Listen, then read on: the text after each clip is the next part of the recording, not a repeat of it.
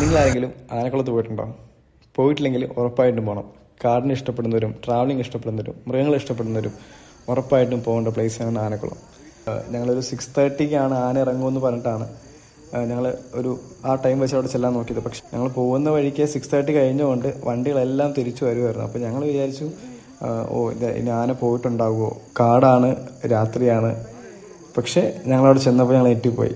അവിടെ ഫുള്ള് കടകൾ, നോർമൽ ഒരു പ്ലേസ്, റോഡ്, കുറേ ഓട്ടോ സ്റ്റാൻഡ്, ഇതൊക്കെ ആയിട്ട്. അതിൻ്റെ തൊട്ടപ്പുറത്തായിട്ട് ഒരു വോളിബോൾ കോർട്ടുണ്ട്. ആ കോർട്ടിൻ്റെ അപ്പുറത്തായിട്ട് ചെറിയൊരു കുളം പോലെ ഉണ്ട്. അതിൻ്റെ അപ്പുറത്ത് കാടാണ്. ആ കാട്ടിൽ നിന്ന് ഇറങ്ങി വരുന്ന ആനകളാണ്. അപ്പോൾ കുറേ ആൾ ഇറങ്ങി വരുന്നുണ്ട്, ഒന്ന് രണ്ടെണ്ണം കയറി പോകുന്നുണ്ട്. ആ കുളത്തിൽ നിൽക്കുന്നത് എനിക്കൊന്നൊരു 10-20 ആനകൾ മേലെ ഉണ്ടാവും. അപ്പം ഞാനത് അത്യാവശ്യം എൻ്റെ ക്യാമറയിൽ ഷൂട്ട് ചെയ്തിട്ടുണ്ടായിരുന്നു. ഫോണിൽ 1-2 ഫോട്ടോസ് എടുത്തു. അത്യാവശ്യം നല്ലൊരു എക്സ്പീരിയൻസ് ആണ്. ഇത്ര ആനകളെ ഇത്ര അടുത്ത് ആദ്യമായിട്ടാണ് കാണുന്നത്. അതും കാട്ടാനകളെ കാണുന്നത് ഇത്ര അടുത്ത് ആദ്യമായിട്ടാണ്. എല്ലാവരും അത്രയും ഞങ്ങൾ വന്നതിൽ ഞങ്ങൾക്ക് പ്രതീക്ഷ നഷ്ടമായില്ല, കാണാൻ പറ്റി.